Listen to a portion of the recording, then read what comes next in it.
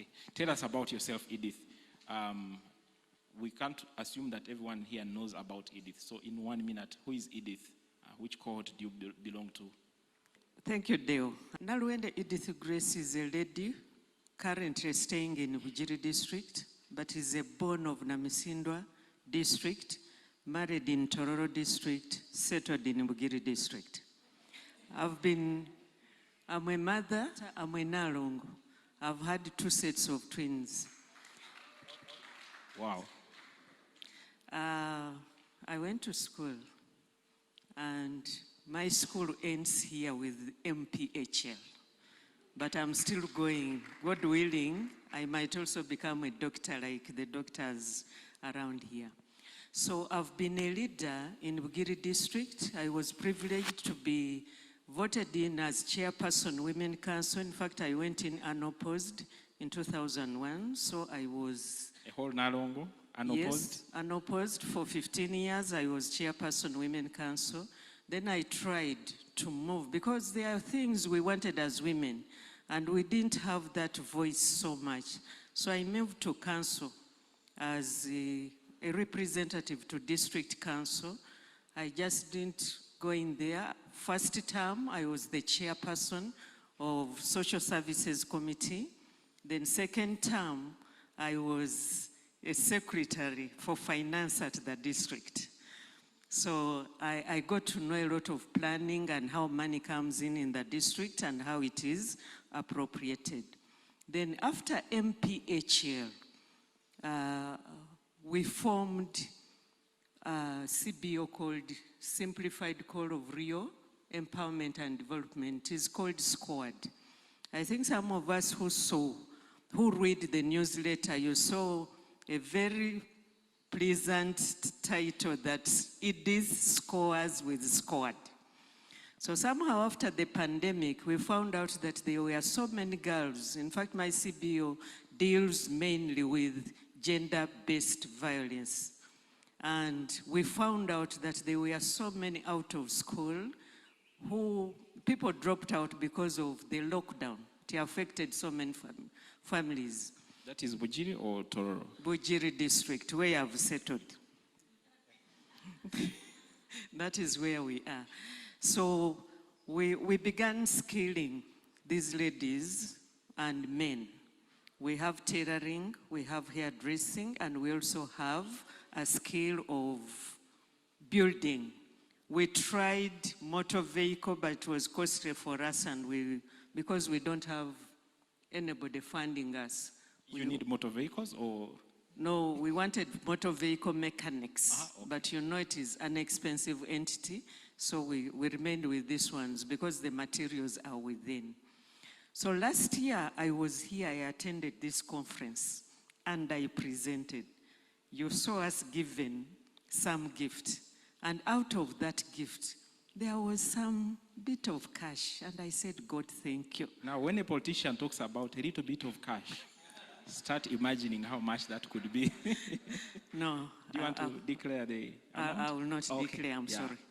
No but worries. It was little, but enough to make us, as a squad, look for a DIT license. This is Directorate of Industrial Training of the Ministry of Education. And we used that gift to go in for that license, and we were granted. They came Amen. And supervised the area. We were granted that license, and our students were assessed. I'm telling you, we had a very powerful graduation by God's grace. And that is when the district said, wow, we don't have now the chairperson of Shumik Nankoma. The term is ending. He had served 2 terms. Who can do this? They looked around and then they said, let's bring on board this hardworking lady. And that is how I've become the chairperson of Shumik. And that is what we are doing in Nankoma Health Center for. But even SCORD is still running. I thank you. Thank you very much for summarizing your story. I've been at Nankoma Health Center for. When you talk about being the chairperson, I know probably what you're doing there. The last time I was there, the doctors, there were 7 health workers. 5 were females and 2 were males, and they were doctors, and they were sharing the same house. That was the story that kind of shocked me a little bit. But the noise that we made after, I understand they put up some doctors.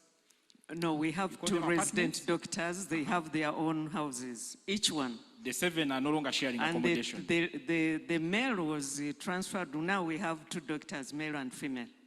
And we just did renovation of those old buildings that you saw when we were entering. One is near the maternity. So we renovated it, and it is housing 4 midwives, and it is housing 6 midwives and 4 nurses. Okay. We've provided accommodation. So no more sharing of accommodation, males No, and in females. fact, they used to call it Big Brother.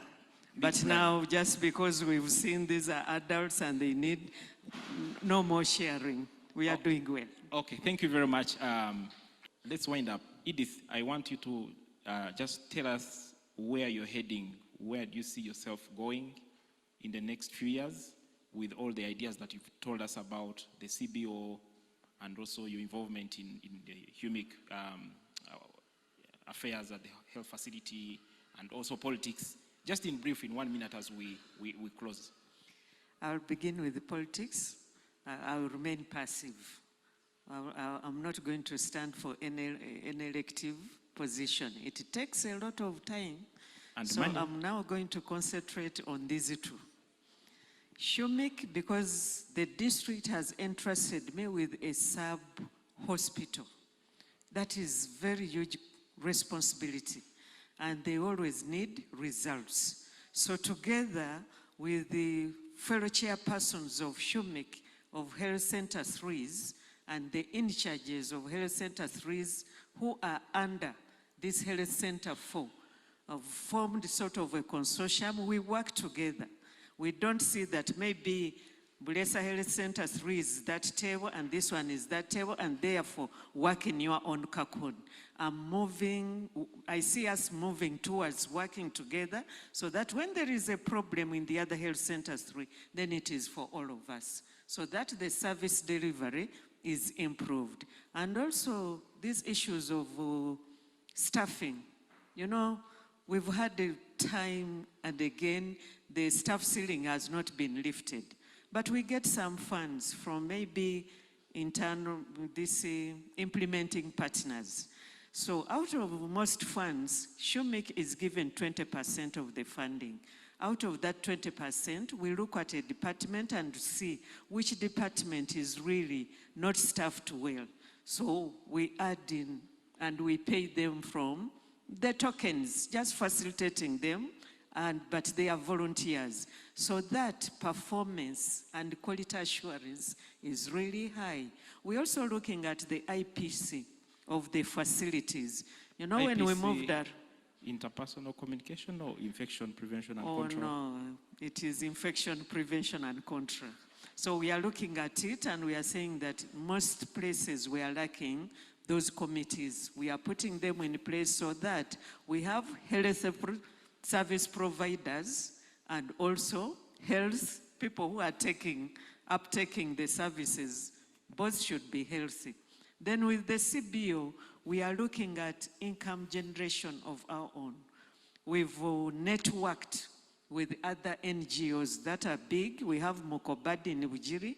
We have Platform for Labor Action. It is in Iganga, but it has come to Bugiri. We've lobbied, and it has trained us in income generation, training our students.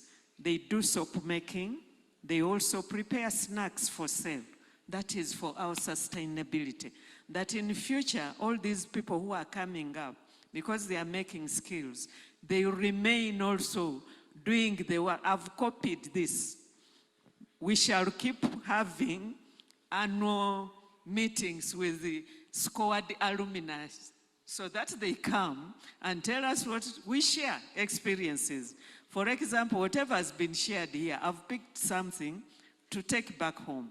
So when they do that, these issues of the messages that we are giving them about reproductive health will be multiplied in the communities where these girls and young girls and boys are going and making their businesses. The whole instance is for them to have some income so that when they make decisions, at times when you are not empowered, you make false decisions, but now they can make good decisions for their life, and we shall have a community that Thank you. of acceptable standards of living. Thank you. I've been Thank looking you for the where you can opportunity. put a pause and I stop you, but you are rolling and rolling. So it was difficult for me, but no problem. Yeah, thank you very much, Edith.